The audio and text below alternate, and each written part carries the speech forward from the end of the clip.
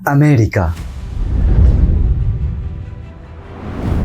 বিশ্বের সবচেয়ে শক্তিশালী দেশ, কিন্তু একজন মানুষ যার নাম শুনলে আমেরিকার জেনারেলরা আতঙ্কে কেঁপে উঠত।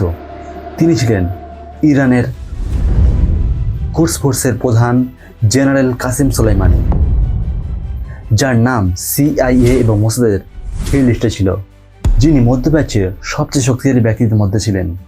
কিন্তু কেন তার নাম CIA এবং মোসাদের এই লিস্টে ছিল, এবং কেন আমেরিকা তাকে এতটা ভয় পেত, যার কারণে ড্রোন হামলা চালিয়ে তাকে হত্যা করেছিল? তাহলে চলুন আজকের ভিডিওতে।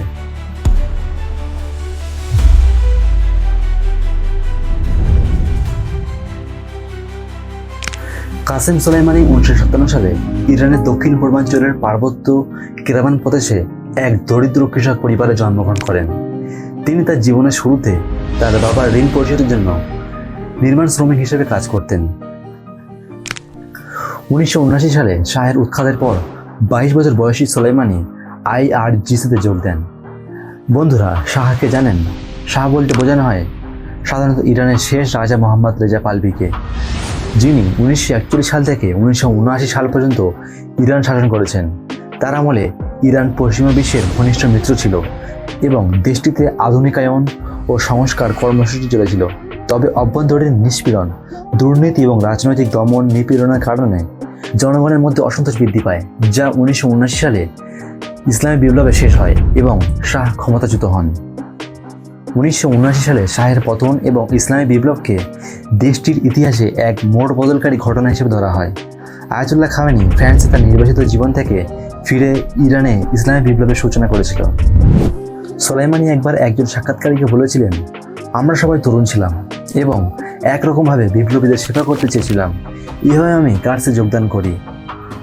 1980 সালে যখন সাদ্দাম হোসেনের ইরান আক্রমণ করে, যা 1980 থেকে 1988 সালের ইরান-ইরাক যুদ্ধের অনুঘটক করে।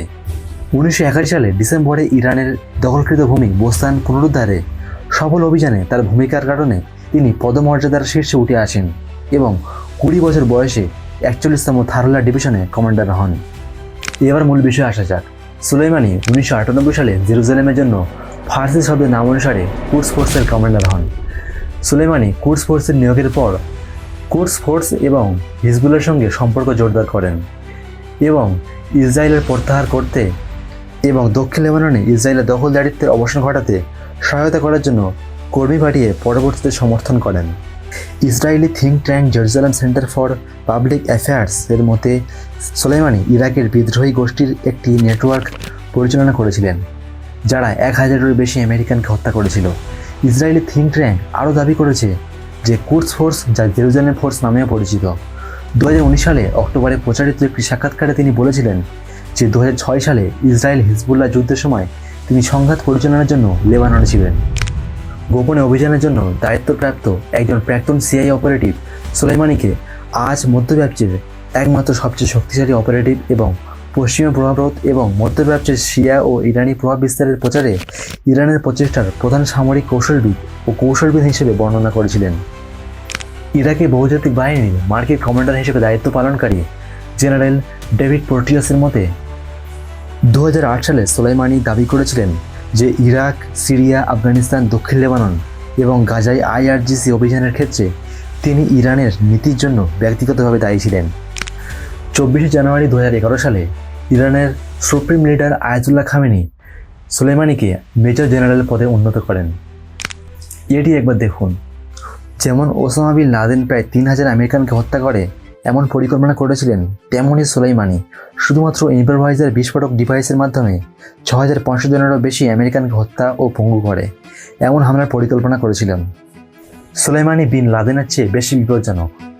3 জানুয়ারি 2020 ইরাকের বাগদাদ আন্তর্জাতিক বিমানবন্দরের কাছে মার্কিন প্রেসিডেন্ট ডোনাল্ড ট্রাম্পের নির্দেশে আমেরিকান ড্রোন হামলায় ইরানের মেজর জেনারেল কাসেম সোলাইমানি নিহত হন, যখন তিনি ইরাকি প্রধানমন্ত্রী আদিল আব্দুল মাহদির সাথে দেখা করতে যাচ্ছিলেন। সোলাইমানির হত্যাকাণ্ডে মার্কিন রাজনীতিবিদরা আনন্দিত হয়েছিলেন, অন্যদিকে ইরানিরা তাকে জাতীয় বীর হিসেবে শোক প্রকাশ করেছিলেন। ডোনাল্ড ট্রাম্প এক্সে পোস্ট করেছেন, কাসেম সোলাইমানি দীর্ঘ সময় ধরে হাজার হাজার আমেরিকানকে হত্যা করেছেন অথবা গুরুতর আহত করেছেন। আরেকটি পোস্টে বলেছেন, সোলাইমানিকে অনেক বছর আগে নির্মূল করা উচিত ছিল। কাসেম সোলেইমানি কৌশল ছিল এক সুপার পাওয়ারের চেয়েও ভয়ঙ্কর, তাই আমেরিকা তাকে সহ্য করতে পারেনি, ভয় পেত, আর শেষমেশ তাকে ড্রোন হামলা করে শেষ করে দেয়। ভিডিওটি শেষ পর্যন্ত দেখার জন্য ধন্যবাদ।